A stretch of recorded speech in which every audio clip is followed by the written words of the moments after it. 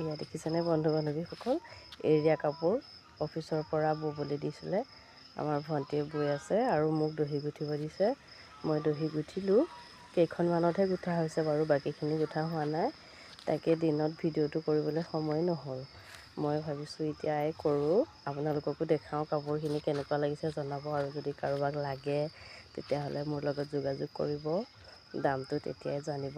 এতিয়া ভিডিঅ'ত নকওঁ বাৰু, আপোনালোকৰ যদি ভাল লাগে ল'ব পাৰিব, যোগাযোগ কৰিব।